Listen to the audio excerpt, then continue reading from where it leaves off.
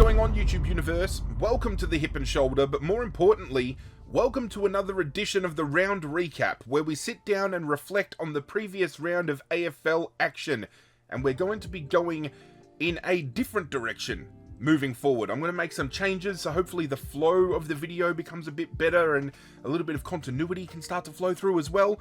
And continuity is kind of where we sit with round 13, because there were a lot of matchups that were going to separate the boys from the men, per se, and we definitely found out a lot about a decent handful of teams, considering round 13 is slap bang in the middle of the mid-season bye rounds, which means a couple of teams sat out again this week. I've already vocalized many times how I feel about that particular bye structure going down, especially with the, bye structure at the end of the year because of round 0. We're not going to get into it. But what we are going to get into is round 13, which kicked off on Thursday night with the Bulldogs hosting Hawthorn at Marvel Stadium. The tale of the tape for this game was rather incredible heading into it, because if both of these teams were placed on a scale, it would have been like that, because the Bulldogs have been, in my opinion anyway, vastly more impressive, especially over the last month and a half, than Hawthorn have. Hawthorn coming into this game with 3 losses. The Bulldogs coming into this game within the last month having picked up a 70-plus point win and a 90-plus point win. So it was really stark in the way of these two teams clashing heads, but there was a lot to prove. This is a Bulldogs outfit that was coming into this game to prove that they have the credentials to play finals and be a finals threat, and Hawks really needed to find a little bit of ascendancy here and get back to the quote-unquote Hollywood Hawks that the media keep throwing around, in the aspect of them starting the season off as premiership favourites on the back of the final push that they had at the back end of last season. And we've just seen a completely different Hawthorn outfit since then. They have just completely dropped off the mark, and coming into this game, I was convinced that the Bulldogs had this game wrapped up. I honestly thought defensively they would get on top of the forward group of Hawthorn. I thought the midfield core would be more dominant, given that they had Adam Treloar coming back into this game. The only aspect that I feel is letting the Bulldogs down is how they've had to haphazardly throw a forward line together, because you've got Jamarra Ugle-Hagan obviously missing. They've had to take Buku Kamas, who coming into this season was more in a defensive kind of role. They've played him more forward this year. Riley West, he's been predominantly forward this year, and they've kind of had to rely on Aaron Naughton being that number 1 go-to man with Sam Darcy going down with injury. However, Aaron Naughton hasn't been that target that they need, and I suppose the Bulldogs are kind of licking their lips at the prospect that in the coming weeks Sam Darcy is going to be ready to come back into this lineup, because they desperately need a player like him right now. But Hawthorn absolutely ran all over the top of them in every aspect of the game. A younger midfield got ascendancy. The forward line of Hawthorn was absolutely cracking, led by Mabior Chol, who kicked 4 goals.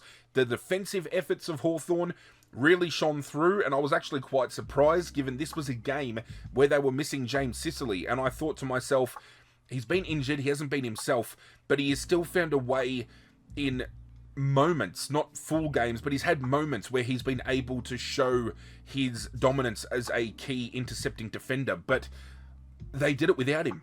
And that, to me, only solidifies more that Hawthorn's back 6 can afford to play without James Sicily there. So now a string that has been added to Sam Mitchell's bow is being able to play James Sicily forward of the ball. I know some media personnel don't like that fact. I like the prospect of it.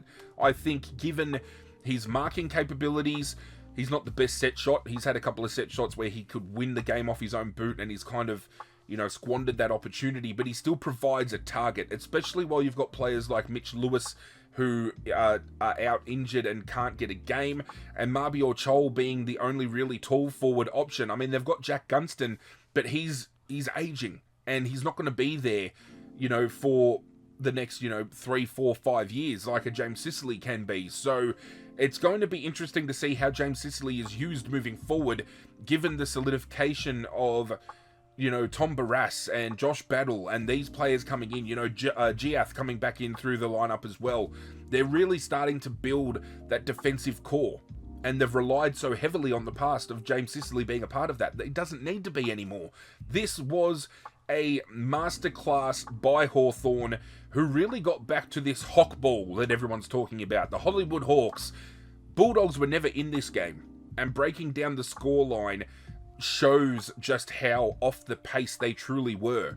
At quarter time, Hawthorn led this game 5 goals 232 to 1 goal 2-8. At halftime, we shifted to 8 goals 452, leading the Bulldogs 4 goals 529. 3-quarter time, shifted to 10-5-65, playing the Bulldogs 7-7-49, and the final scoreline saw Hawthorn 12 goals 981, taking a 22-point victory over the Bulldogs, who ended up on 8-11-59. After half-time, both teams only found avenue to kick 4 goals apiece, so there was opportunity here for the Bulldogs to come back, especially given the fact that inaccuracy crept in for both teams. Hawthorn missing 5 shots in the second half, with the Bulldogs themselves missing 6 shots. So, they convert a couple of those, and it's either a closer game or the Bulldogs can get on top. And unfortunately, inaccuracy is something that has cost the Bulldogs in the past rather convincingly, and I don't know whether they're missing Jamara Ugle-Hagan all too much. I personally feel they should hedge their bets and kind of cut ties with him. I don't think he's a part of this lineup anymore, and if he's already wanting to flex ideas of, people close to him are saying he wants to go to Sydney, fuck him off. Let him go. Start building around the team that you've currently got. There's no point wasting your time.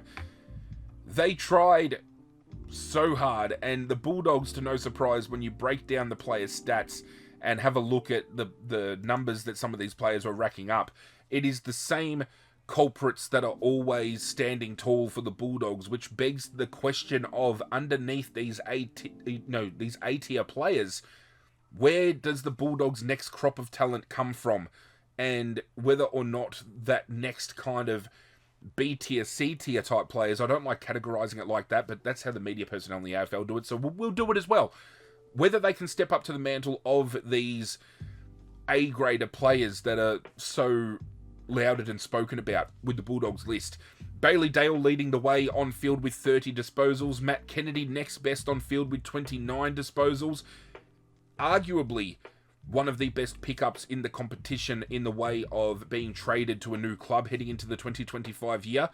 Not spoken about as enough as he should be. Not on the levels that Bailey Smith is. I think Bailey Smith has definitely been the number 1 pickup this year, given the fact that he's going to be giving the Brownlow a red-hot crack. But incredibly underrated, Matt Kennedy, and what he's doing. Ed Richards, breakout year, he has 25. Marcus Bontempelli, he has 24. Adam Treloar, back from injury, manages to find a way to have 20 touches. So it's the same names that keep popping up. We've had a few weeks where a Joel Frazier might pop up. He had 20 touches in this game. But we are not getting ascendancy enough from the next crop of talent for the Bulldogs. And I fear that when we lose players like Bontempelli, Ed Richards, Treloar, those type of players, Matt Kennedy, Bailey Dale, whether the Bulldogs are still going to be competitive enough to chase for finals, or whether there's going to be a drop-off. Whereas Hawthorn, you can see that this list is only going to improve because it is on the back of all young kids. Josh Ward, 28 disposals. Jai Newcomb, 27. Dylan Moore, one of the better games he has had this year because he is way off the All-Australian pace that we have seen him have in previous years. Jarman Impey, solid in defence. Jack Ginnivan was solid again.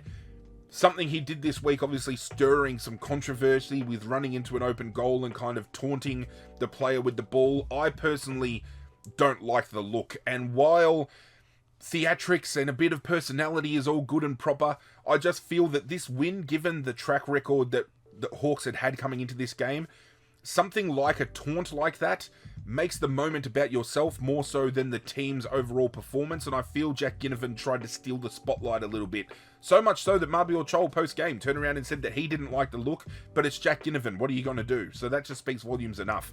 But it's on the back of this brash, cocky, young Hawthorn team that they pick up inspiring wins like this, and it still begs a question with this team, however, because Kane Cornes decided he was going to have a conversation with David King this week about whether or not the Bulldogs are pretenders because they haven't truly beaten anyone in the top 8. Hawthorn, still, comparatively to the teams they have beaten this year, GWS is probably the only team in the top 8 right now, and if they're not, they're around the mark that they have beaten. Every other team they have beaten have been a bottom, team, a bottom 10 team. So if the Bulldogs are overrated in a sense, are we overhyping and overrating Hawthorn as well? Who knows? But Hawthorn picking up a much needed win propels their season a little bit more further, considering they were already sitting in top 8 calculations anyway. But these are games they need to start winning if they want to start rebuilding belief, because the last 3 rounds heading into this game was very deflating for them, and you could just see body language wise and just, momentum had completely dropped off. But now that they've recaptured it, it's going to be incredibly hard to keep them down. Flip side is with the Bulldogs, they still have, as I said, Sam Darcy to come back in, so they'll be relishing that opportunity, and I don't think they're going to rest on their laurels all too much. I think they're going to bounce back quicker than people expect. They're not going to take 2 losses in a row, and we've seen their best this year have provided some of the biggest blowouts of the season. So they are still very much a threat, and their season is still very much alive. For either team here, this was another just obstacle in the road for them to overcome. It wasn't going to derail anything, but more so, if anything, it would have put a bigger derailing for Hawthorn had they had lost this, because that would have had 4 losses in a row, and then, that's where things start to break down a little bit mechanically. But they managed to get the job done, so much so that throwing my votes around for the MVP award for round 13 sees 3 Hawthorn players land in the 3-2-1. And something I'm going to do a little bit differently, as I said at the top of the video, is instead of doing all the votes at the end, we're just going to go game by game. As we're talking about it, we can break it down and we can talk about individual performances and just make the overall roundup of each game a little bit more bulky, a little bit more fluid, a little bit more, knowledgeful. Is that even a word? Probably not, but for the 1 vote for this game, I did land on the cocky Jack Ginnivan, even though he fucking jammed it up him and turned around and said, hey, take this, you jam it up your ass, and then he banged it home. He almost missed that shot from the goal line as well. It had Josh Bruce written all over it, but he has now gone back-to-back weeks where he has at least walked the walk and talked the talk. I said in the previous round recap video, it's all good for him to have 20 plus and kick 2 or 3 goals, but he needs to back that up. And that is exactly what he did in this game, which lands him 1 vote. He had 23 disposals, comprised of 11 kicks and 12 handballs, took 6 marks, laid 2 tackles, had the 1 clearance, had 280 metres gained, kicked 2 majors, and was involved with the score 7 times. The 2 vote, and this was hard to split between these 2, and it came down to really splitting hairs with certain aspects of their game, and there was a post-game thing going around where they went to each Hawk and they were asking, who do you think was best on? And these 2 players kept getting thrown around, so they were always going to fall into my personal top 2, but I landed on Josh Ward for 2 votes, who has been thereabouts. I just think continuity with his game is lacking a little bit, but once he builds his tank and he gets, a lot more experience under the belt, this kid can be anything. He had 28 disposals for the game, which was the 3rd highest by any player on the field. That was comprised of 15 kicks and 13 handballs. He took 3 marks, laid 5 tackles, had 4 clearances, 444 metres gained, and had 5 score involvements to wrap his game up. But who I thought was best on ground, and he has done so a few times this season for the Hawks, was Jai Newcomb. The man from Poo Wong.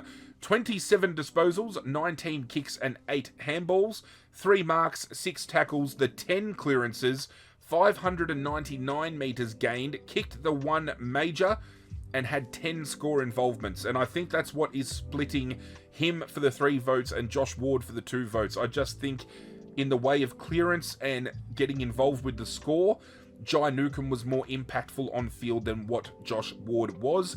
But those are my 3 votes out of this game. If I were to vote for anybody, and if anybody was stiff, Marby or Chol probably stiff for 1, considering he kicked 4, and Bailey Dale for the Bulldogs stiff because I thought he played a very good game in defense. But all Hawks, all the way. Hawkball, is it back? We'll find out. Friday night footy. I said leading into the round in the tipping video that I thought this game had game of the round written all over it. And while there were other games over the course of the round that probably could have fit that a little bit more, this definitely was one of the games of the round. It was Adelaide who hosted Brisbane at Adelaide Oval. A lot of people thinking that Brisbane could form an upset here, and I wasn't buying into that. Unfortunately, I just thought Adelaide and the role that they are starting to get on were going to be too insurmountable to be overtaken by Brisbane on the road. And we've seen the tale of the tape with Brisbane this year, and the story that they have been telling is they just leave opportunity for opposition teams to creep through the door that is just left slightly ajar. And I've said each and every time, Brisbane are going to leave gaps in their game wide enough open for opportunity to be absolutely obliterated when the right opposition comes along. And unfortunately, that is exactly what happened in this game of football, because Brisbane led for 3 of the 4 quarters, and it wasn't until a late surge from Adelaide that they fumbled the ball and they lost this game. The scoreline speaks volumes. Brisbane led at quarter time, 2 goals 3-15 to 6 behinds. Adelaide had opportunity to wrap this game up early, and some of the misses they had were absolutely critical. Misses that we wouldn't expect this mob to kick. But in saying that, history has shown that over recent years, what Adelaide has been lacking is the continuity in their game because of inaccuracy. So that started to creep in, and I started to get a little bit concerned that Adelaide were going to drop a game that they should have very much wrapped up. Halftime, 5 goals 3-33 led Adelaide's 3-7-25, stemming it back to only 8 points. This is where things started to get interesting. I thought Adelaide are back here. This is where they're going to find their groove and they're going to overtake the game. But it was still Brisbane who led at 3-quarter time, 8 goals 7-55, leading Adelaide 5-8-38. This led to one of, I feel, the gutsiest finishes from Adelaide that we have seen in a while, but you could also compact that to the fact that Brisbane's severe inaccuracy in this last quarter really let this game slip out of their hands, because in the last, Brisbane kicked, I still can't get my head around this, they kicked 8 behinds for the final term when Adelaide went on to kick 5 goals straight. That was the deciding factor. There were players that got off the chain late. Dawson, I felt, even though he only, in comparison to other games he's had this year, didn't have as big a number count. He didn't accumulate the ball as much as he would. I still feel, and people might disagree, but I still feel Jordan Dawson, for his final term alone, was probably best on ground in this game, because he took marks when they were crucially needed. He laid tackles around the contest. He brought people into the game. This was a masterclass from a player who was tagged for 3 quarters and just managed to break that tag in the last when his team needed him to stand tall. Ultimately, you had the same output that we've seen from Josh Rochelle, from Ben Keys, these type of players that are kicking 2 or 3 a week and getting a handful of touches. They just went to a whole new level with some incredible shots on goal. I mean, we've seen 2 weeks ago Josh Rochelle with the soccer kind of score assist where he sockered the ball off and it hit Ben Keys on the chest, and Ben Keys ran in and kicked a goal. Similar this week, Darcy Fogarty plays tunnel ball, slaps the ball under the Ben Keys, and Ben Keys snags it. They're making football look fun. And I'm not kidding when I say that this Adelaide team, I feel, would give the 2017 Adelaide team a really hot crack. I really think that. It was just mind-boggling to see Brisbane fold under pressure. This was a team that when Adelaide started getting on top of the game, Brisbane started to fundamentally break down. I think Zach Bailey had 2 or 3 shots in the final term that all missed or went out on the full. There were some other shots in front of goal that should have been regulation that were absolutely blundered. It was a real test of fortitude, I feel, and I feel Fagan a little bit kind of passed the buck by saying that you know, it wasn't a terrible performance from Brisbane because they should have won because of all the shots they missed on goal. You know, had we kicked those, we win. Yeah, that's all good and proper, but you still allowed a team that had only kicked 5 goals for the game go and kick 5 goals in the final term. That is still huge. It is still, you know, allowing a player like Jordan Dawson and the year he's having, he should be in Brownlow calculations as well. But you don't shut a player like that down for 3 quarters and then let him get off the chain in the last and have meaningful impact around the ground. This is an Adelaide team that I firmly believe, and I said this a few weeks ago, I even said it at the start of the year when doing my predictions video, that even though I had Adelaide, I think, finishing around the 9th mark on the ladder, I did say they had potential in them to be a top 4 threat, a top 8 threat. I just didn't have them in calculations at the time of doing so, but we spoke about it. I firmly believe moving forward they finish in the top 4. They are playing a really good brand, they're loving their game, and that's when teams are playing at their best, when they're getting around each other and they're loving it, and they're enjoying what they're doing. You could just see all of them get around each other when they pull off an incredible goal, or whether, you know, a big mark is taken. They just get around each other. That is the forming of a great team. They are going to give finals this year a red-hot crack. I am earmarking Adelaide as the dark horse for the premiership this year because I really feel they can give it a red-hot push. Breaking down the output for this particular game, no surprise when Brisbane are underperforming, it is certain players that aren't rising to the level. But unlike the Bulldogs, Brisbane have a layer underneath their A-tier, you know, players that rise to the occasion when those A-tier players don't. Players like Will Ashcroft. Is he an A-tier player yet? Is he still a B-tier player? You could argue a case for either or, but he had the most amount of touches on the field with 31. Jared Berry was the one who was tagging Jordan Dawson. He managed to have 28. Hugh McCluggage had 27. Young Jasper Fletcher having a huge year for Brisbane this year. He had 27. Levi Ashcroft had 23. Lachie Neale only had 22. Dane Zorko only had 21. They found enough at later stages but weren't impactful with ball in hand. A lot of hacked kicks, a lot of chopped off handballs, and at least with Brisbane, as I just mentioned, you have ascendancy of the B tier kind of players stepping up when a Lachie Neale or a Dane Zorko just drops off. But for Adelaide, like, you look at the top 10 players ranked on the field here, off of disposal alone. Will Ashcroft, Jared Berry, Hugh McCluggage, Jasper Fletcher, then Rory Laird in 5th. Then you've got Levi Ashcroft, Lachie Neale, Dane Zorko, and Zach Bailey, followed by Ben Keys in 10th. So it's very hard to get a gauge on where some Adelaide players are at, and it just shows that you don't need a huge amount of disposal to be effective on the ground, because when it came down to it, it was players, as I said, like Ben Keys. He had 20, but he kicked 3. Jake Saligo only had 19 touches, but he managed to mark the ball enough around the ground to get involved. He laid 13 tackles as a game high. Jordan Dawson only had 18 disposals, but he kicked a major and he laid 11 tackles around the ground as well. So again, just making use of opportunity, and when you don't have ball in hand, make sure you affect the contest, and that is what Jordan Dawson did. Breaking down who to vote for in this game was rather difficult because it was such a close contest, falling the way of Brisbane by Adelaide by 5 points.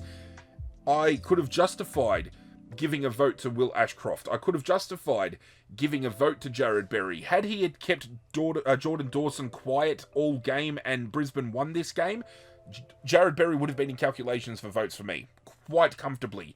However, I have landed on 3 Crows to give the votes out to this week. The first of which, the 1 vote, falls the way of Josh Rochelle, who had 10 disposals, 9 kicks and the 1 handball, had 2 marks, laid 2 tackles, the 1 clearance, 189 metres gained, but he kicked 3 majors and had 5 score involvements, and still found a way, without having too much of the pill, to make use of the ball when he had it in hand. And I think that's how my voting for this particular game fell, because my 2 votes went the way of Ben Keys.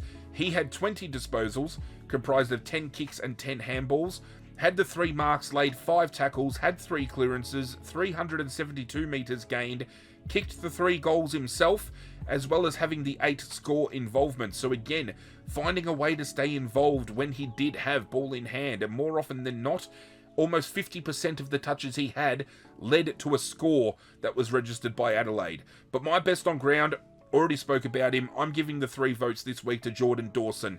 He had 18 disposals, the 12 kicks and 6 handballs, 4 marks, 11 tackles, 1 clearance surprisingly, 389 metres gained, kicked the 1 goal, and had 4 score involvements. But again, moments, ability to win the ball with no ball in hand, laying those 11 tackles. One of the marks that he took on the game was almost essentially a match winner in the retrospect of the time left on the clock, where he took that ball and how it resulted with a score.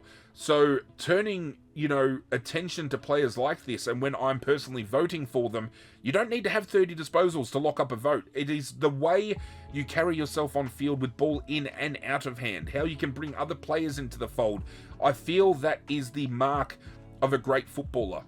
You can have players like Nick Dacos, Marcus Bontempelli getting 25 touches a week, but if you've got a player like Jordan Dawson, has 18 touches, but he's laying monster amount of tackles, he's taking critical marks in the game, he is getting teammates involved, those are players that I really have a lot of respect for, especially players that are in positions like the midfield that are defensively sound and, around the contest can cause scrimmage by laying 11 tackles. Jake Saligo laying 13 tackles for the game.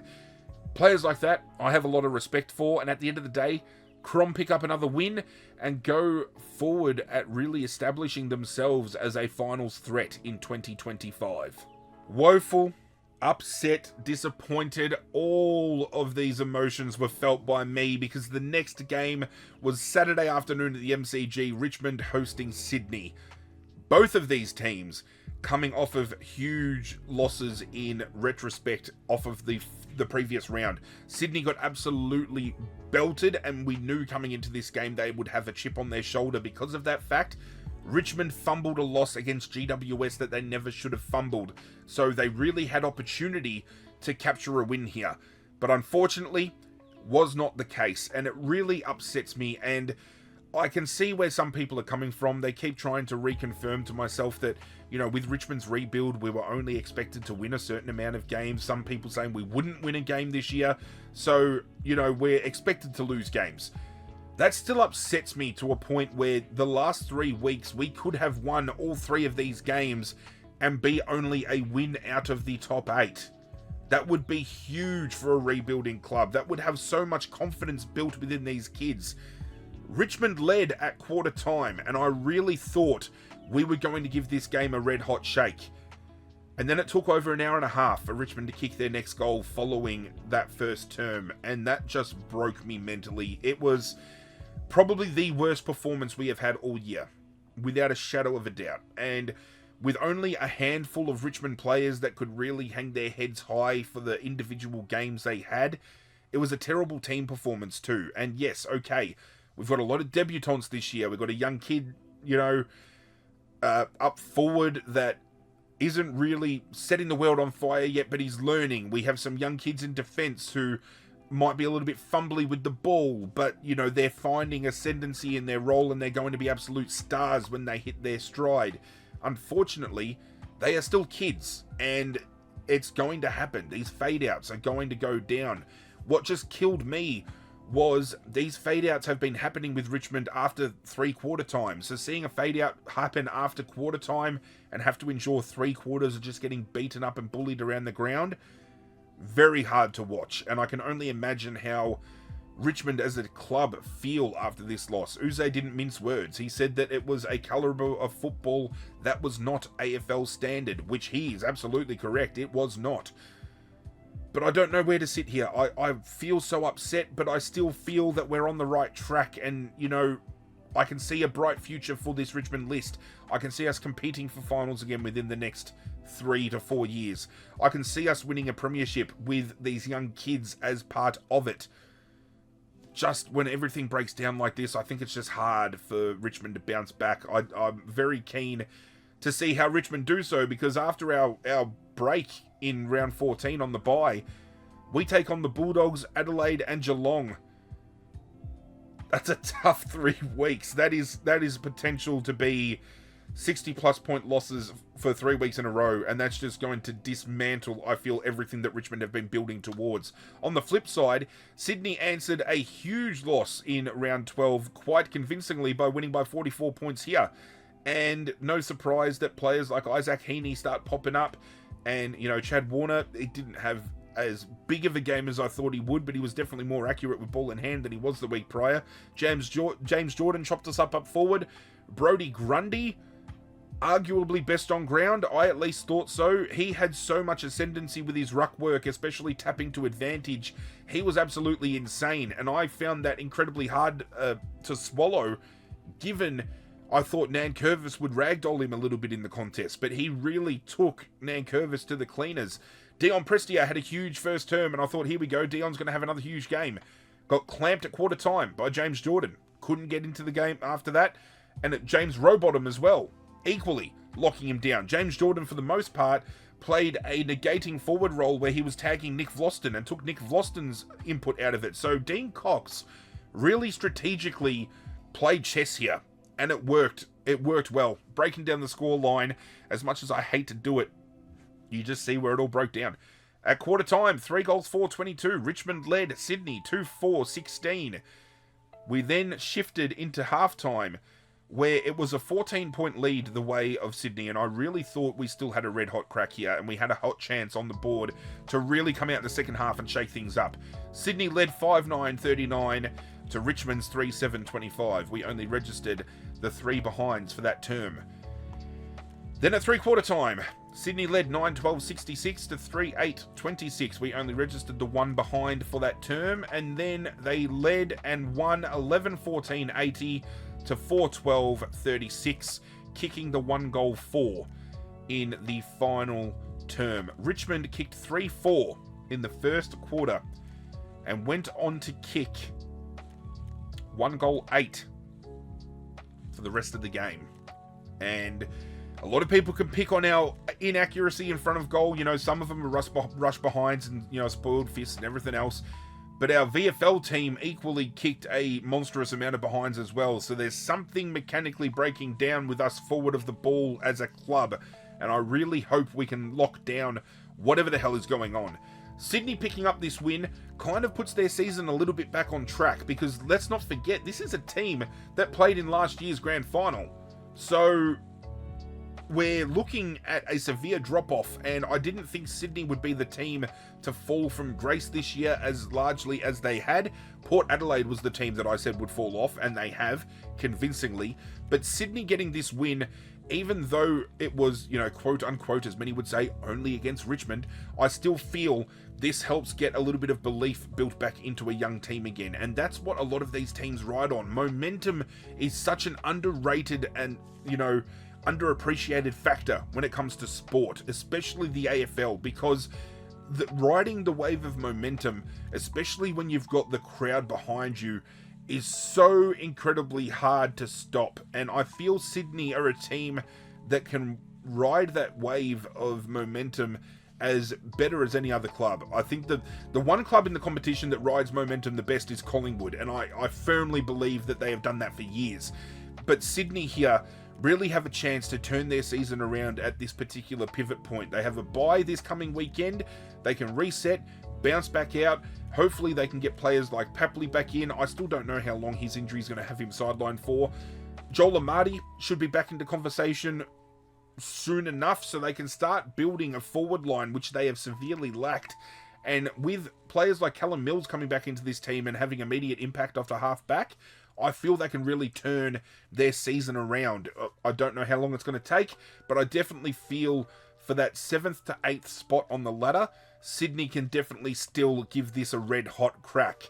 As far as the votes go, considering this was a 44-point demolition on Sydney's behalf, it's all Swans getting the votes from me this week. And if there were any players that were stiff to miss that calculation, Callum Mills probably very unlucky to not get a vote here. I thought Chad Warner played well enough, kicking 2 majors. As I said, James Jordan as well kicked a few goals and played a good negating role on Vlaston. But I just think the 3 I landed on rode their moments and had their opportunities the most. They were the most impactful. The one vote lands with Isaac Heaney, who started a little bit slow, but as the game progressed, he was just way too hard for Richmond's midfield group to keep control of. He finished with 25 disposals, the 16 kicks and 9 handballs, 4 marks, 4 tackles, 6 clearances, 350 metres gained, kicked the 1 goal, but had 9 score involvements. He found a way to just try to get involved with anything and everything. The 2 votes, running off of half-back, was the Lizard, Nick Blakey. Now, to put in perspective, Tim Taranto had the most amount of disposals for Richmond. He had 25. Callum Mills also had 25, which was the second best accumulative disposal count by any Swan on the day. Nick Blakey had 34. He was almost 10 disposals clear of any other player on the field. He had a huge game. 34 disposals, comprised of the 31 kicks and 3 handballs, 10 marks, 2 tackles, 916 metres gained, and 6 score involvements on the day. Best on ground though, I touched on it, I thought he was huge around the contest, and he is a big reason why their midfield game turned around after quarter time, and that was Brodie Grundy. 19 disposals, 12 kicks and 7 handballs, 5 marks, 6 clearances, 51 hitouts, which I believe, if I have a look at the stats here, was more than double. It was more than double than what Nankervis had. Grundy had 51, Nankervis had 24. He also had the 5 clearances, 351 metres gained, kicked a beautiful goal, and had 7 score involvements himself. This was a masterclass not just by Sydney on field, but by Dean Cox off field, which will be reflected later on in the video. Just hang tight with that. But Richmond fans, as much as we've been trying to cling to light, I really don't think there was much of it to cling on to this week, and Sydney, they'll just be happy they're back on the winners board.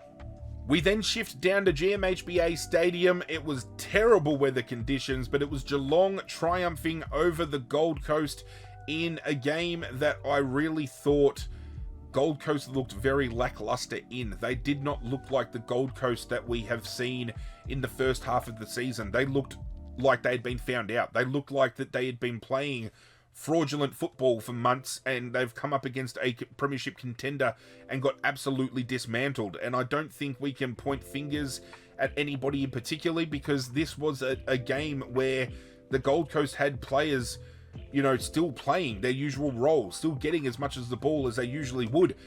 Geelong just collectively was so much better.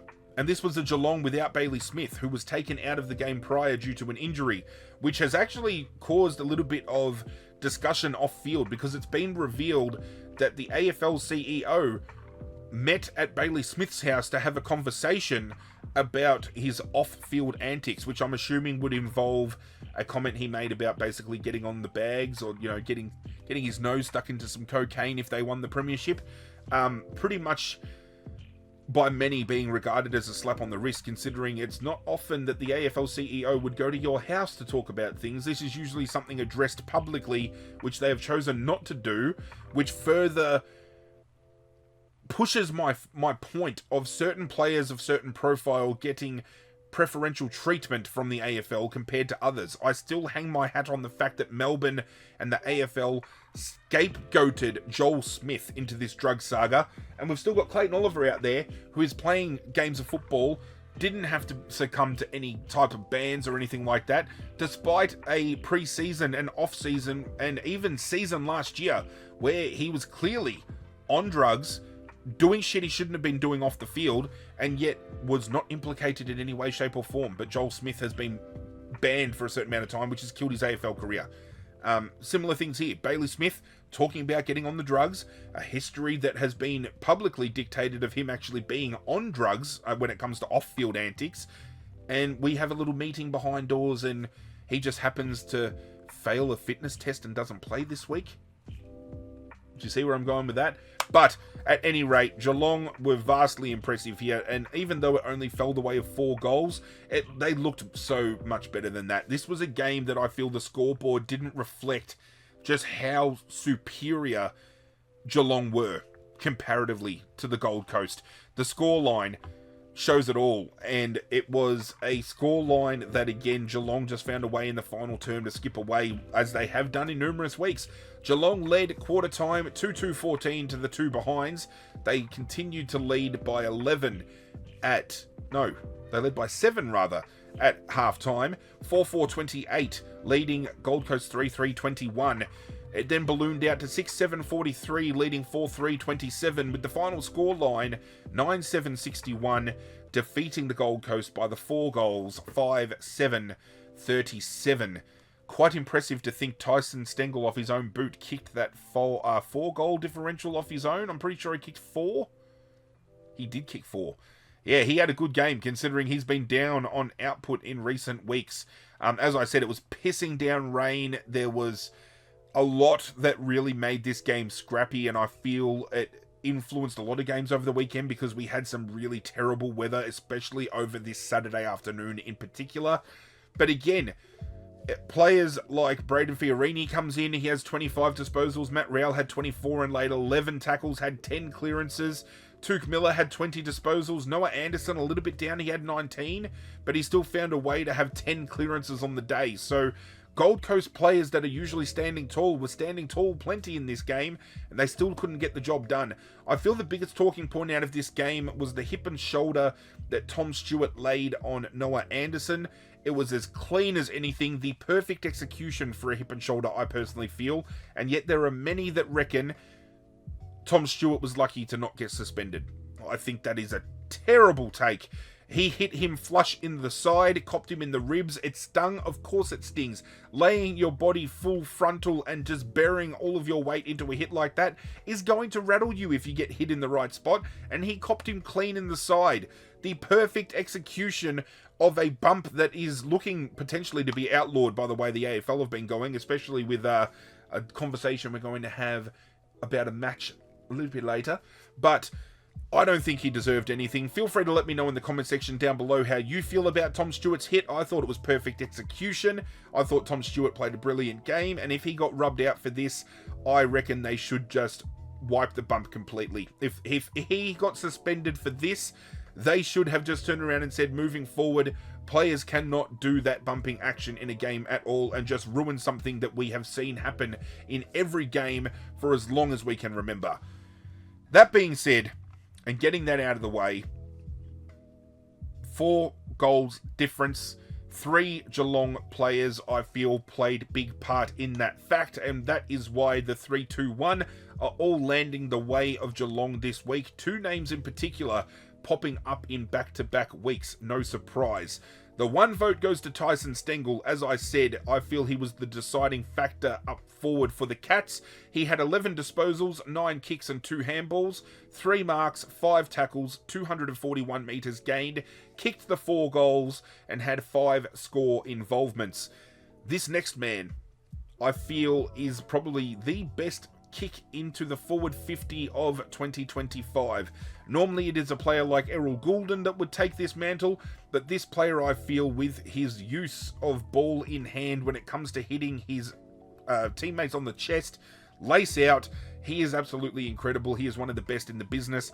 It goes to Brian Myers. 26 disposals, 21 kicks, 5 handballs, 5 marks, 3 tackles, 1 clearance, 480 metres gained, kicked the 1 goal, had 6 score involvements, which is huge considering, 9 goals in the game, 7 behinds. 6 of those scores were generated off of Brian Myers' boot himself. He just finds a way to get it done, and he makes it look easy, especially the hard passes. The passes that more often than not other players would miss, he just finds a way to hit players lace out. He is so good at it. I love watching him play.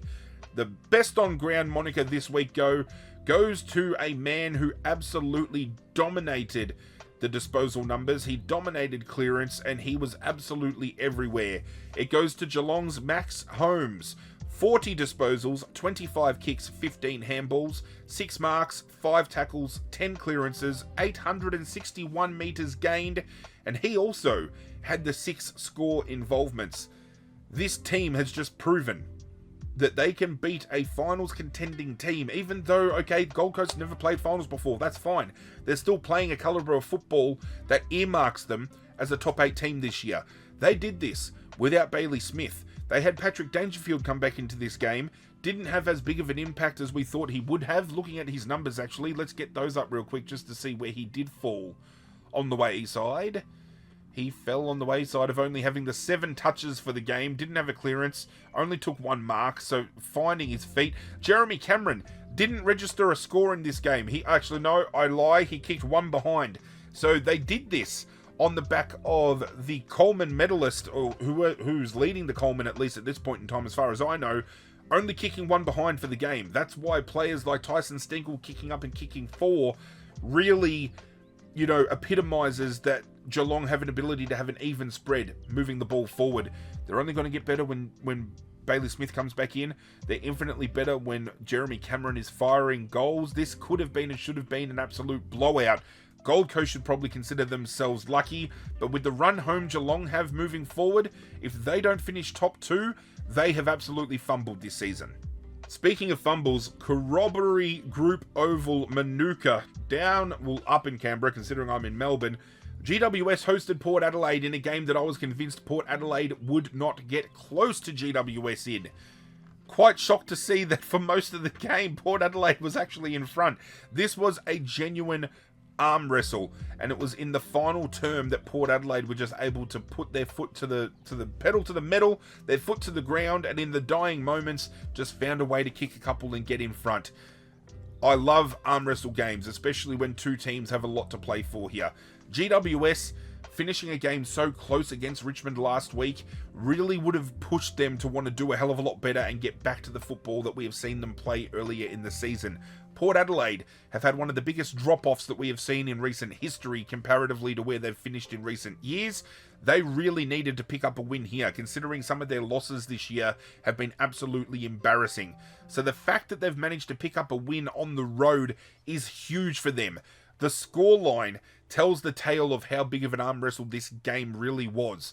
Port Adelaide leading by 2 points at quarter time, 3-4-22, leading 3-2-20. At halftime, GWS had managed to find a way to get in front, 6-4-40, leading 5-7-37. It was then Port Adelaide leading by 7 at 3-quarter time, 6-11-47, playing 6-4-40.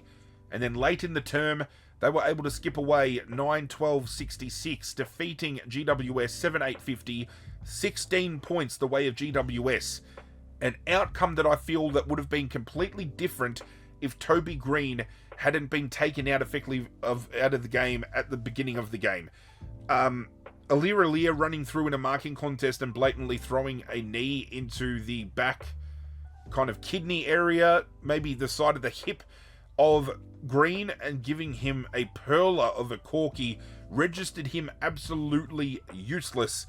I also then look at Adam Kingsley and the coaching staff of GWS.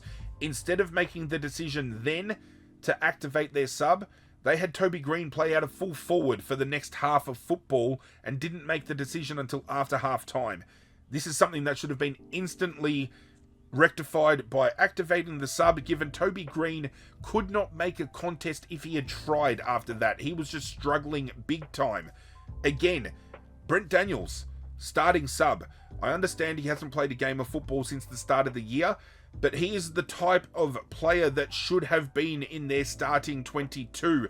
This is a player that maybe tactically they started him as a sub to get him involved in the game. Okay, fair enough. Let him warm up out of the forward pocket and then push him up the ground. This is a proven game winner.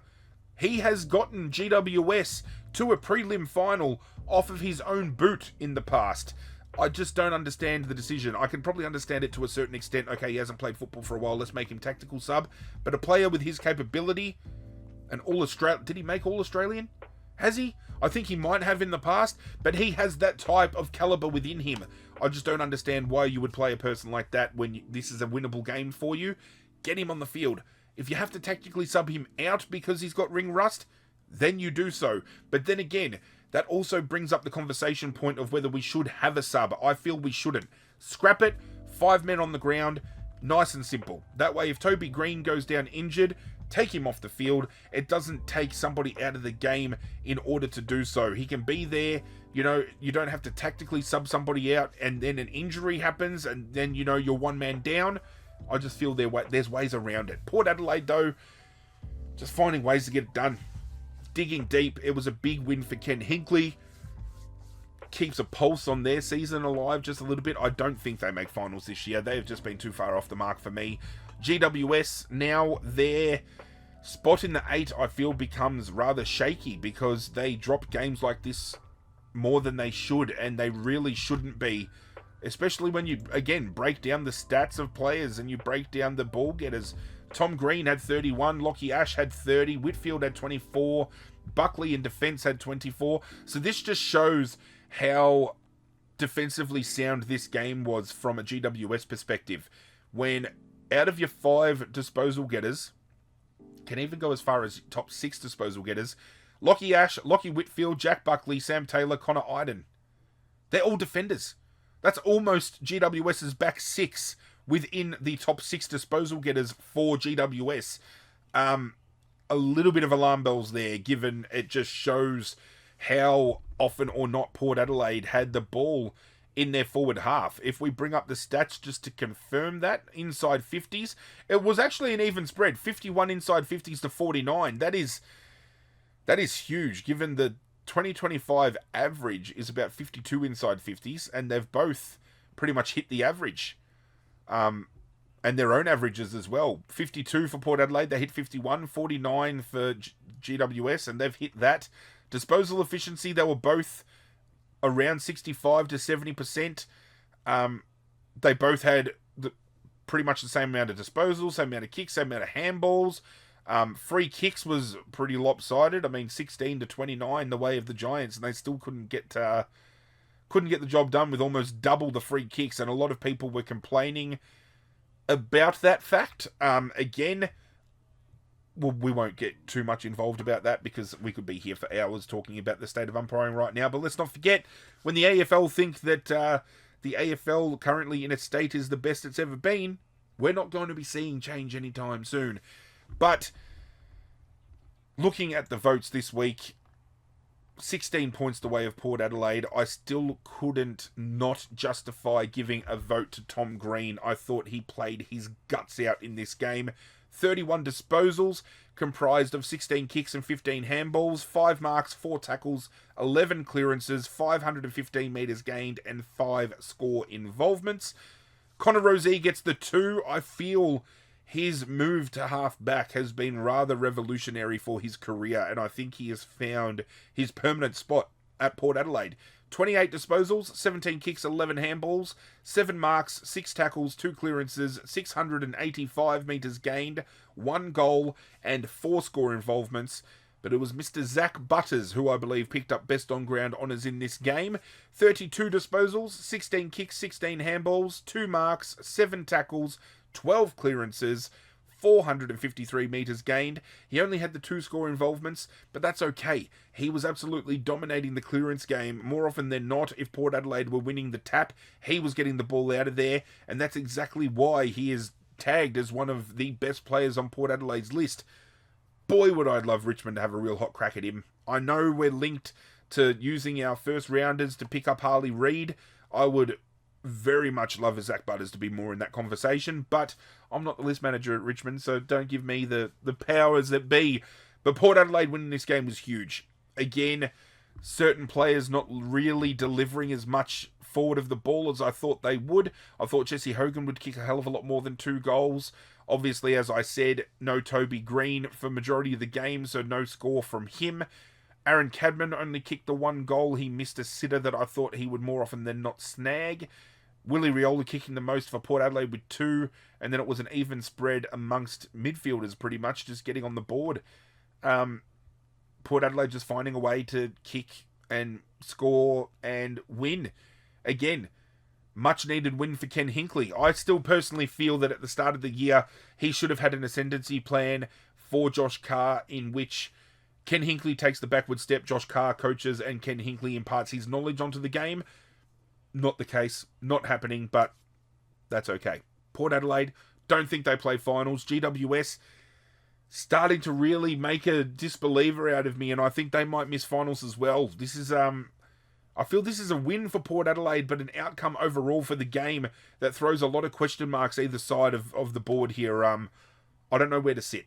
The first of 2 games on Sunday was played in Bunbury. I think this was the first game played out there. I'm not 100% certain. If it wasn't, it's at least the first home game for North Melbourne that has been played out there, because it was North Melbourne hosting West Coast. A lot of people touting this as the Wooden Spoon Cup, because obviously Richmond, having won a few games, maybe out of calculations for winning the Wooden Spoon at this point in time. So had West Coast won, North Melbourne were a real hot chance to potentially win the Spoon, but North Melbourne winning obviously would almost solidify West Coast being locked into the bottom. And that's exactly what happened in a game that West Coast at one point didn't look like they were going to lose. They lost the unlosable game, so much so at one point in the final term, I believe North Melbourne, with Sportsbet odds, had blown out to a $13 chance to win. That's the perfect time to jump on a team like North Melbourne, and I know a lot of people did, and they paid out big time. North Melbourne just finding a way in the dying moments against an incredibly inaccurate West Coast team, picking up a win that now moves them out of second last on the ladder. This by no means reignites a finals run or anything like that for North Melbourne, but again, it's all about building trust and momentum and belief within a young team, and North Melbourne's kids thrive on it. We've seen it numerous times, and this was a game where a lot of their young kids dug deep.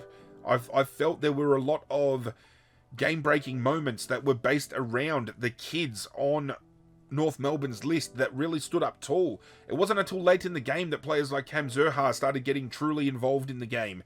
I don't know how many goals Nick Larkey kicked. I'd have to have a look, but he didn't really set the world on fire against a defensive unit that I honestly thought he would get on top of. Equally for Oscar Allen. I honestly thought Oscar Allen would have absolutely torn North Melbourne's defensive units apart. We'll look at the scoreline first, then we'll turn our attention to the individual performances. At quarter time, I thought North Melbourne were going to win by a blowout because it was 3-2-20 playing 5 behind 5. Thought, here we go, West Coast inaccurate. They're going to struggle to kick a goal. North Melbourne are going to go on to absolutely monster this game. North Melbourne went on to only kick 1 behind for the next quarter, leading 3-3-21 against the 1-goal 3 that West Coast kicked, taking their score to 1-8-14. 3-quarter time, West Coast led by 11 points. 5-14-44, playing 5-3-33, and at one point, as I said, ballooned out to a lead that I honestly thought was going to be too hard for North Melbourne to come back from. But at the end of the day, 9-8-62 defeated West Coast 6-16-52. That is huge. That is monumental. They had 22 scoring shots in comparison to the 17 that North Melbourne had, and only found a way to lose by 10 points. It was a game where even only 2 of those points registering as goals would have won it for them, and there were some shots on goal that were absolute howlers. And again, it was individual performances from players that I thought would have stood tall, but they didn't really do so. Looking at the scoreline, Nick Larkey didn't kick a goal, didn't kick a behind. Oscar Allen, how far down do I have to scroll on this list to see the little to no impact that he might have had on this game? Kicked 1 behind and had 7 touches. Yeah. That's alarming. Jack Darling had 10 disposals, didn't register a score. Davies Uniacke only had the 18. I thought that was pretty huge. I thought he would monster the midfield. But again, as I said, the young kids from North Adelaide, holy shit. However, as I said, it was the young kids from North Melbourne that stood tall in this game. Colby McKercher had 35. Tom Powell had 30. Harry Sheasel had 28. Tristan Cherry in the ruck again had 22. He's having a hell of a year. The older heads in Caleb Daniel having 29. Luke Parker had 22. Jai Simpkin had 23 and kicked a couple of goals.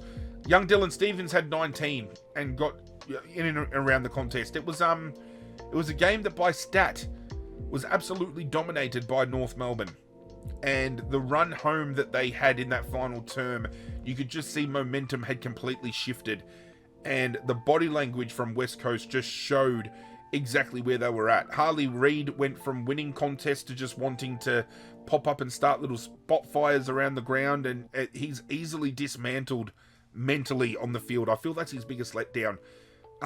But it was, again, a great showing from North. This was a game they had to win. This was a game they did win. And as I said, it was on the back of young kids standing tall. Absolutely standing tall. Harry Sheasel got back to his best, and I'm throwing one vote his way. He had 28 disposals, which can be broken down into the 13 kicks and 15 handballs that he had. 7 marks, 7 tackles, 3 clearances, 248 metres gained, and 6 score involvements. Finally looked back to being comfortable in a position that he knows he's playing, and by no surprise, played it incredibly well. The 2 vote goes to Jai Simpkin, who found a way to kick the goal that ended up winning them the game and just staying the flow a little bit. Really took the sting out of the game when he kicked this goal, and you could just see how much it meant to North Melbourne when he put it through the big sticks. He had 23 disposals, 12 kicks and 11 handballs, 4 marks, 2 tackles, 2 clearances, 466 metres gained, kicked the 2 goals, and had 5 score involvements himself. But it was Colby McKercher who I felt took best on ground honours. He had 35 disposals, 20 kicks and 15 handballs, 1 mark, 1 tackle, 5 clearances, 613 metres gained, and 5 score involvements.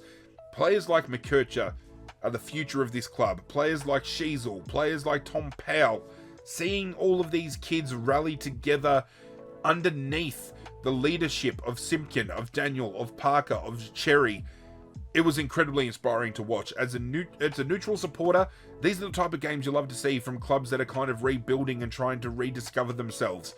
West Coast have a lot to learn from this, not just inaccuracy, but I think where some of their players lay when it comes to falling short and not delivering the football they should be delivering. I don't think Oscar Allen has been invested in playing for West Coast since meeting with Sam Mitchell, and this should be very well the case. They should sit down with him, captain or not, and say, are you invested in playing for this club? Because if you are not, play him in the waffle. Play somebody else that is going to stand up tall, because they've got to find something, West Coast, because this performance, especially in that last term, was rather insipid.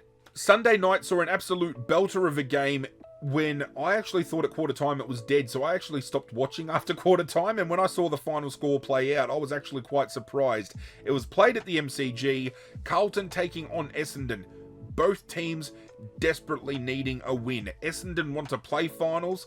Carlton need to make up for the very mediocre season that they have put together this year, given that they were second favourites for the premiership just behind Hawthorn. They have underdelivered a country mile this year, Carlton, and I don't know where it falls. I don't know who to point to, but this is a game that they should have won by more than 8 points. They picked up the win. They'll take the 4 points, but when Essendon are losing and missing the components that they are, this should have been a dismantlement. It looked like it was going to be, because at quarter time, Carlton led 6-4-40 to 1-1-7, and I thought, yep, 10 plus goals, Carlton have this in the bag, easy. At halftime, they led 8-6-54 to 4-2-26. Essendon showing a little bit of fight. 3-quarter time, it stemmed back to 9-8-62, leading 8-3-51.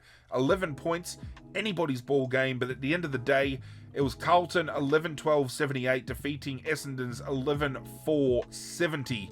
Carlton led at every single change, and I feel the gap they put on at quarter time was the huge decision maker, and they just made momentum. You know, their bitch, they woed the rave, but they rode the wave from start to finish here. The fast break allowed them opportunity to really take the foot off the pedal a little bit. Can't afford to do that with every team, but they did it quite comfortably here, and they still managed to find a way again with some players very much so underperforming. Allow me to have a look at the list and break it down for you, ladies and gentlemen. Jacob Wiedering in defence only had 8 disposals for the game. Lockie Fogarty had 10 disposals forward of the ball. We don't expect big numbers out of him, but he didn't even score, and that's something we at least are used to seeing from him. Matthew Carroll in defence had 11 touches. Solid. But he matched Mitch McGovern, and Mitch McGovern was a little bit down on output considering that fact. Charlie Curnow kicked 2. I honestly thought he would rip them apart and kick more. Patrick Cripps only had 15 disposals. He is having a year so far behind his record-breaking Brownlow year that he had, it's not funny, which still poses a question to me as to how he got as many votes as he did, but let's not dive into that. Sam Walsh finally found a little bit of ascendancy in his game and showed us his best. Nick Martin was easily best for Essendon. Darcy Parish, first game back for the year, had 31 touches and had the 10 clearances. He was really good, but unfortunately, I think he butchered the ball a lot because his fantasy points kind of established that. Let me just bring up the disposal efficiency here, and let's just see how bad he truly is. He ran at 58% disposal efficiency. That is terrible. That is huge. That is bad. This game as well, with Darcy Parish coming back in, brings up a conversation point I'd like to have about Zach Merritt, because Zach Merritt is arguably Essendon's best player.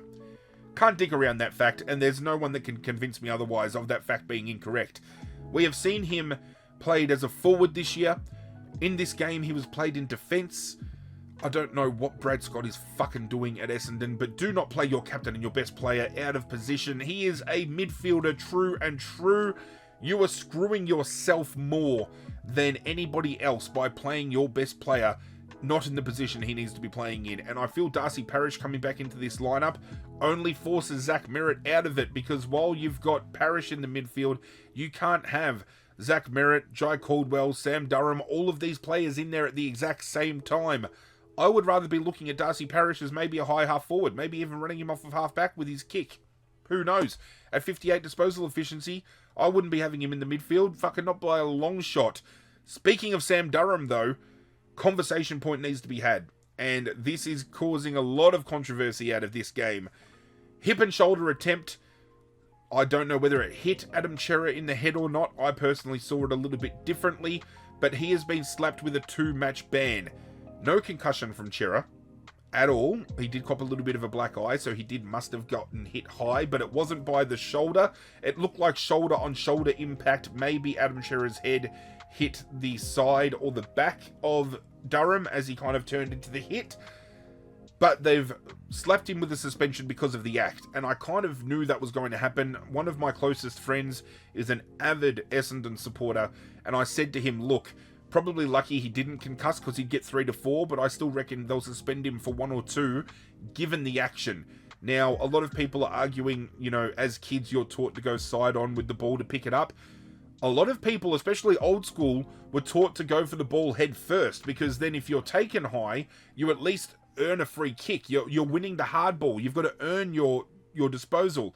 So Adam Cerra in the moment probably wasn't doing the wrong thing, given he got to the ball first. He wasn't anticipating front-on contact, so dropping his head to pick up the ball was instinctively what he does. And, you know, people like James Hurd have said that there should be more onus on him not attacking the ball correctly.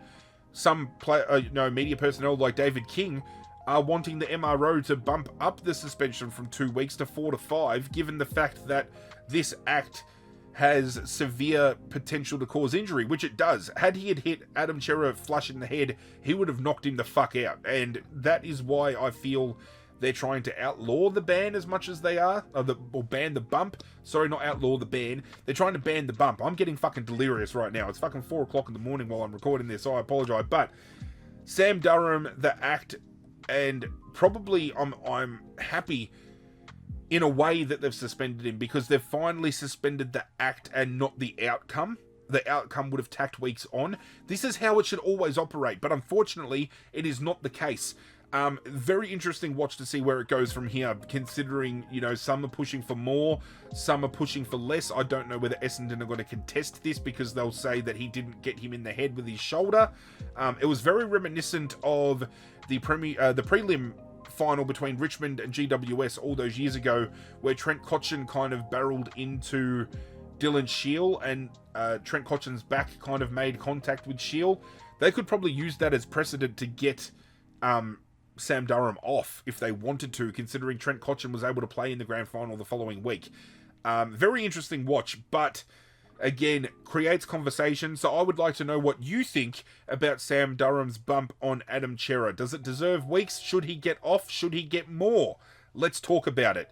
But for the votes this week, I did split it amongst Carlton and Essendon because I just felt the Essendon player that I am voting for had too big of a game to not be mentioned. The one vote I did give to George Hewitt, who is having somewhat of a year for Carlton this year. 29 disposals, 14 kicks and 15 handballs, 5 marks, 9 tackles, 1 clearance, 440 metres gained, and he had the 8 score involvements. For Essendon, I already said it before, best on ground for them was Nick Martin, and I am giving him the 2 votes. 32 disposals, 16 kicks, 16 handballs, 3 marks, 4 tackles, 543 metres gained, 1 goal, and 5 score involvements. However, on the day, or the night rather, it was hard to look past Sam Walsh as best on ground. He had 32 disposals, 14 kicks and 18 handballs, 5 marks, 3 tackles, 7 clearances, 406 metres gained, and he had the 7 score involvements. Carlton picking up the win here. A lot of people feel with their run home they could push for the top 8. I feel they just fall short. Essendon, on the other hand, this was a very winnable game, and looking at their run home was probably one of the more winnable games that they have for the rest of the year. So if they fumbled this one, I hate to see what happens moving forward, considering now with the key personnel they are missing. I mean, they had Mason Redmond miss and as a late out, so they had to bring in another debutant. They've had to bring in young kids to cover spots for Ben Mackay in parts this year, for Kyle Langford, and, you know, it's very hard to see where Essendon, you know, start building momentum from. It's great that they're getting games into young kids, because as a young list, it's always good to kind of front load that kind of fact and get exposure early.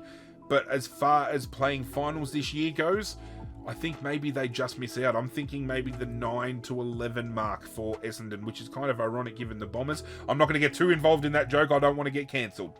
The final game of the round was only yesterday afternoon, and that went down between Melbourne and Collingwood, the King's birthday clash, which turned out to be probably the game of the round, given how I was on the edge of my seat. I can only imagine how Melbourne and Collingwood fans would have been, and I think neutral fans would have absolutely loved this. This fell the way of Collingwood by 1 point, and has created a stat that I think is rather huge. Alistair Clarkson has coached over 400 games of football. In that time, he has only had a small handful, I think it was only 4 games where he has won by a point in that period of time, 4 or 5 games. Craig McRae has coached 84 or 83 games of football, and he has won 6 of those games by a point. He is the one coach in the AFL right now who has won the most games by a singular digit point as coach. That is huge. It just shows that Collingwood find a way to win the close games. Craig McRae has systems in place to ensure when the time comes, when you're in the clinches, when you're in the trenches and you need to clutch up, Collingwood can get it done. And that's why I said, when it comes to riding the momentum wave, Collingwood do it the best out of any team in the conversation and the competition. This was a game that was a arm wrestle by both sides. It did blow out a little bit at one point, but Melbourne stemmed the flow back, and it made for a thrilling final 5 minutes of football. At quarter time, it was a dead heat. 2 goals, 2 apiece, 14. It was Collingwood leading the charge by 8 points at halftime, 6-2-38, leading 4-6-30. At three-quarter time, it was a 7-point lead. Collingwood 9-3-57, leading Melbourne 7-8-50.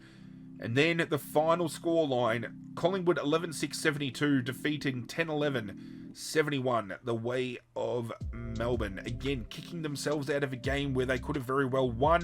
There was a very telling moment of time where Bailey Fritsch marked the ball inside 50. He probably would have only been about 15-20 metres out.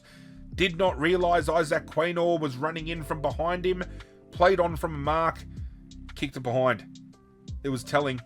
Should have been a goal, but it wasn't. There were some other very telling moments in this game as well that showed a lot of frustration. Max Gawn taking a clutch mark with about 40 seconds left on the clock. Turned the ball over to Will Hoskin-Elliott late. He managed to soak up time, and then he chips it to Bobby Hill. Game over. In that moment, Stephen May went over to have words with him, and Gawn kind of frustratingly pushed him off and basically by body language told him to get fucked.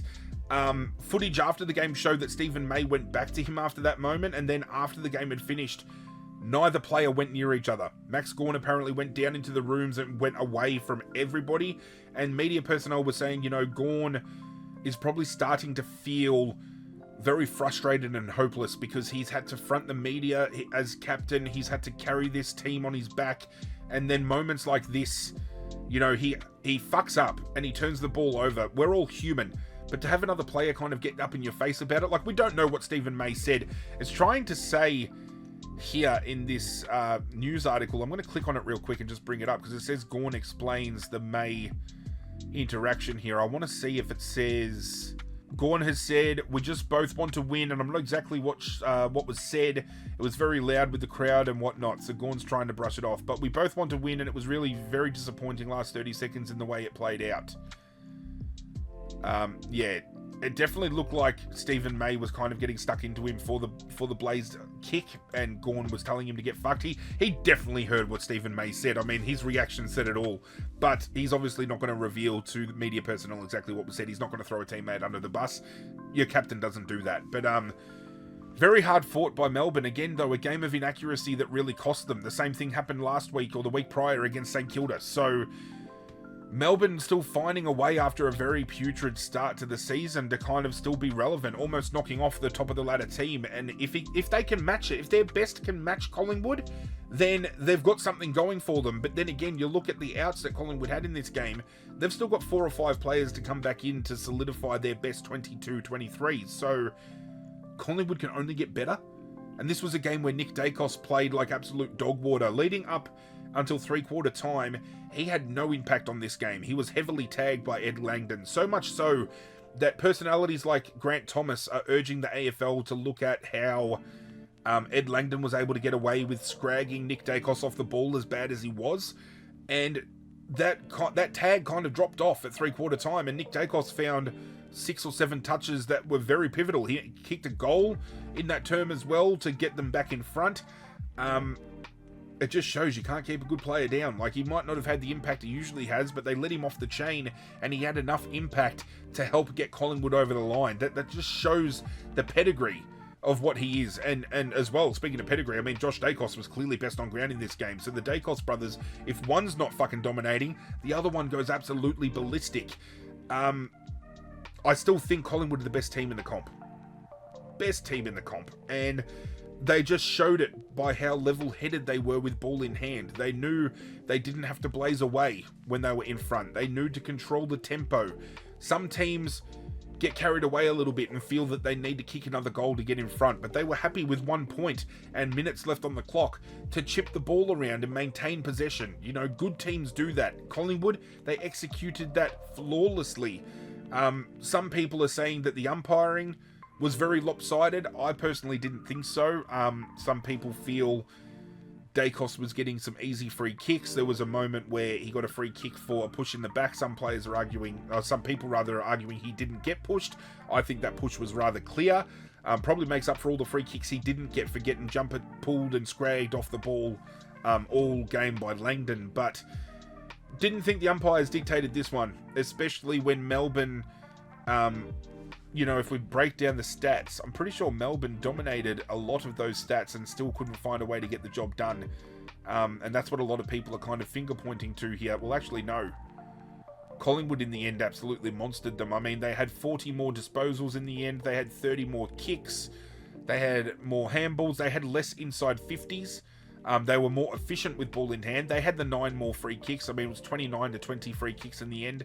But I mean, Melbourne dominated clearance, dominated hitouts, dominated centre clearance, had more contested possession, only turned the ball over 4 times more than Collingwood did.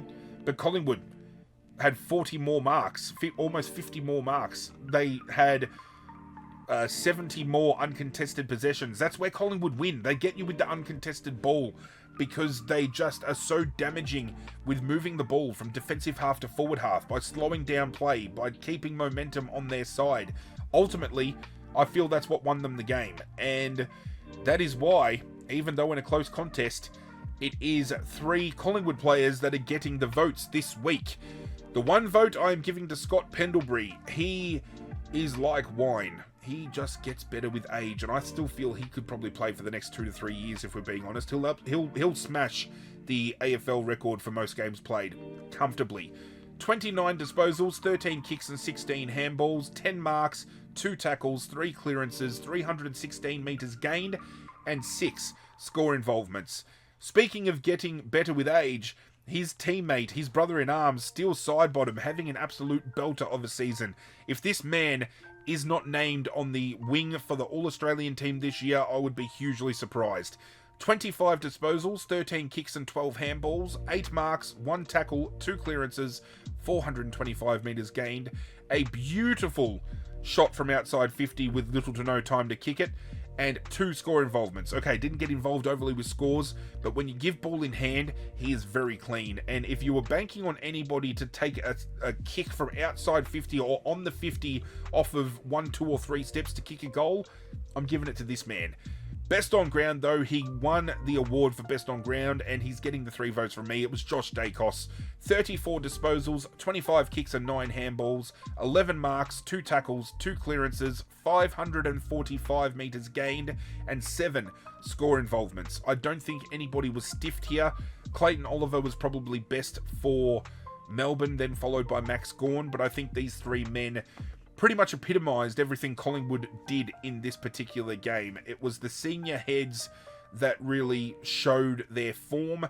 Young kids getting involved, yes, but it was like Darcy Moore, it was Scott Pendlebury, it was Steele Sidebottom, it was these experienced players that were able to ensure that just time stood still and everything fell the way of Collingwood, and they continue to be the best. They're the team to beat right now, and if you can't beat them, move along and let somebody else have a crack, because I don't see where they're going to pick up their next loss from. It is very hard to envision that they would pick up any losses moving forward. They probably should and would want to before finals, but with the way they're playing, could they go undefeated for the rest of the year? Who knows?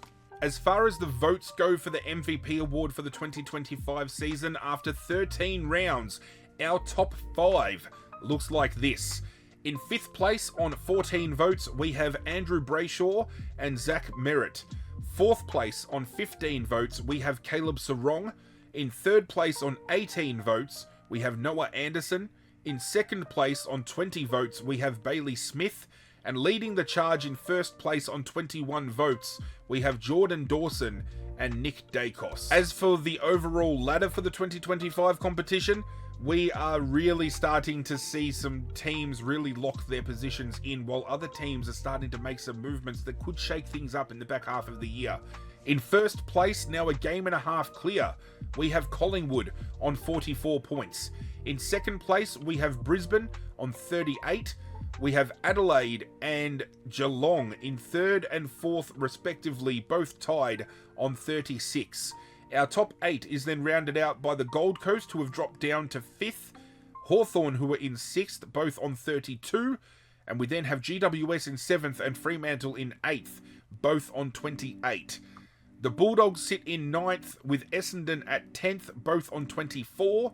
Carlton move up to 11th, with St Kilda dropping to 12th, Sydney moving up to 13th, and Melbourne dropping down to 14th, and now Port Adelaide in 15th. All on 20. This is why I'm starting to say there's going to be a shake-up, because between 7th place and 15th place, we have 2 wins, and that can shift within a couple of weeks. North Melbourne's win takes them up to 16th on 14 points.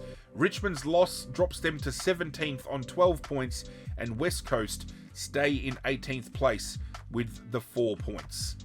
My team of the week for round 13 was hard to put together. It was easy for certain positions, but then I felt that I was leaving some players out, and then it really, for certain positions, got really hard to work out who was going to go where. This is probably the hardest week I had to determine my definitive team.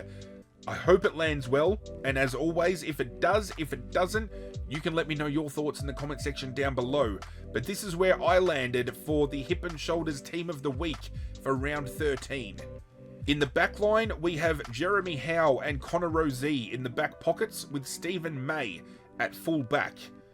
Josh Dacos and Nick Blakey are across the halfback flanks, with Tom Stewart at centre half back.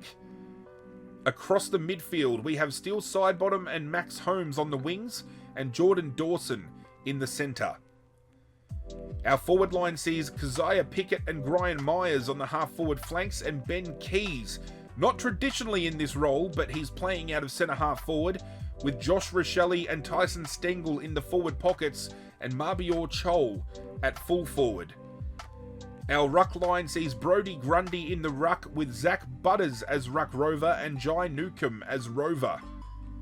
Our interchange consists of Tristan Cherry, Colby McKercher, Scott Pendlebury, and Sam Walsh. Callum Mills is this week's sub, and coach of the round is Dean Cox. I just feel bouncing back from the loss they had 2 weeks ago and then picking up a win on the road at the MCG by 44, especially with the systems that Dean Cox put in place to do so, gets him the nod.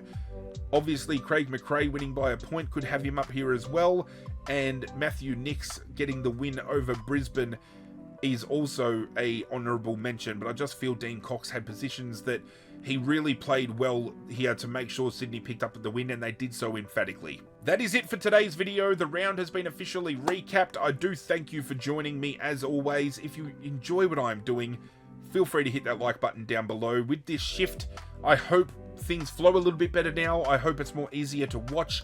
I just want to create better experiences for you guys as I go here. As I said, I've got some other plans for content in the works. I hope those go over well with you as well. And if you've got ideas for content you would like to see me do, comment section, let me know. I've provided plenty of opportunity in this video for points of discussion as well. So if I asked a question and you've got an opinion, feel free to answer it. And if you've got your own opinions you just want to share, just let me know. Have a chat with me in the comment section. That's what it's there for. If you want to further support what I'm doing here and get on board the community we are building, you can hit that subscribe button.